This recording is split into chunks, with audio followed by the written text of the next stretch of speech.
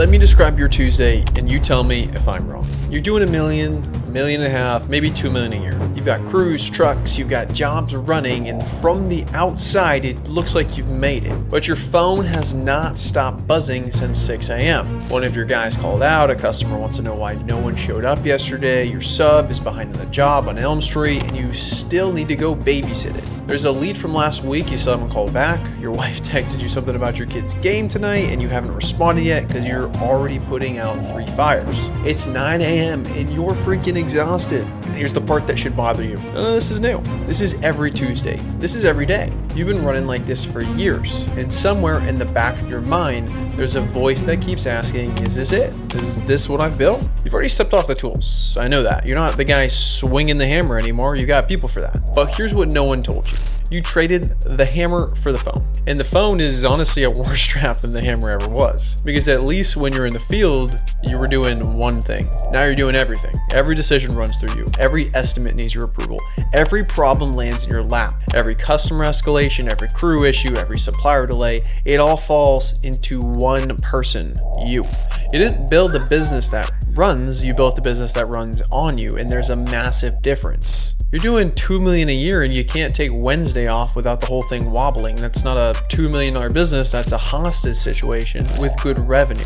And the crazy thing is, you know this, you feel it every day, but you tell yourself it has to be this way because every time you've tried to hand something off, it just came back wrong. Like every time you trusted somebody to handle it, they dropped the ball. Every time you took your hands off the wheel, something slipped or you freaking crashed. If I don't do it, it won't get done right. Every time I hand something off, it just comes back wrong. No one's gonna care about my business as much as I do.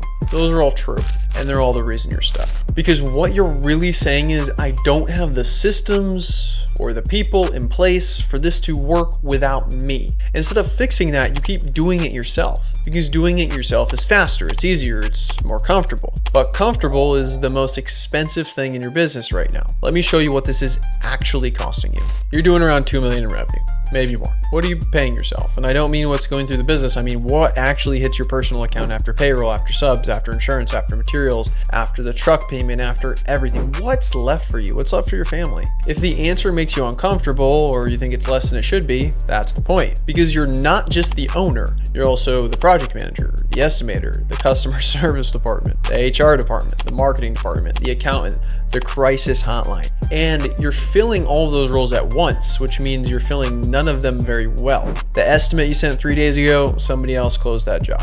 That lead you didn't follow up on, they hired the guy who called back in 10 minutes. The $80,000 remodel or roof that you underbid because you were rushing between 3 things and didn't have time to price it right, that's money you literally gave away. You're not losing to better contractors, you're losing to your own calendar. You're so busy managing everything that you don't have time to do any of it well. And the revenue just kind of covers that up. Because $2 million sounds great until you realize you're keeping 6% of it, or 10 or 15 even, and working twice as hard as you did at half the revenue. Here's what I want you to think about. You would never run a job the way you run your business. Never. If a homeowner came to you and said, I want a $200,000 remodel, but I'm gonna manage the project myself. I'll pick the materials, I'll schedule the subs, I'll oversee it every day. I don't need a GC, I'll just handle it all. What would you tell them? You tell them they're gonna waste $50,000 in mistakes. You tell them they don't know what they don't know. You tell them that managing a build isn't something you can just figure out on the fly. You need someone whose job it is to keep the whole thing moving, and you'd be right.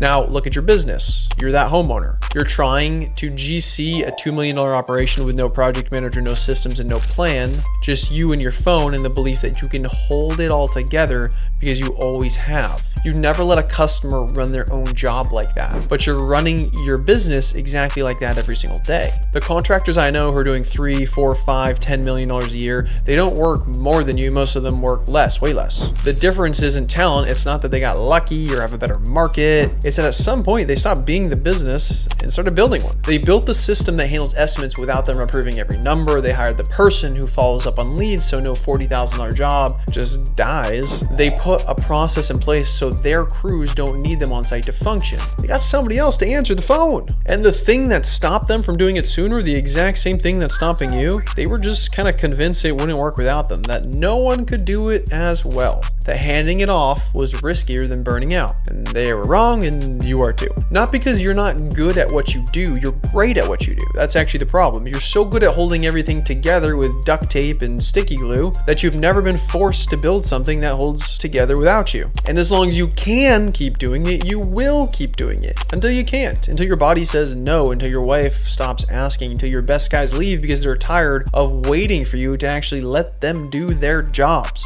So here's the real question, not whether you can keep doing this, you obviously can, you've proven that for years. The question is whether you should, because right now you're building a business that can't be sold, can't run without you, and can't grow past what one person's nervous system can manage. That's not a $2 million company, that's a $2 million ceiling with your face on it. And every year you keep running it this way, the ceiling gets a little bit lower because you're getting a little more tired, a little more burnt out, a little more resentful of the thing you built because it owns you instead of the other way around. The version of this business that does $3 million, $4 million, that business doesn't have you in the middle of everything. It has you on the top, seeing the whole board, making the decisions that actually matter instead of just answering your phone 47 times a day about things somebody else should be handling. But building that requires the one thing you've been avoiding, letting go of the stuff you're good at so you can get good at the stuff that actually scales. You didn't outgrow the hammer, you outgrew the phone, and it's time to put that down too.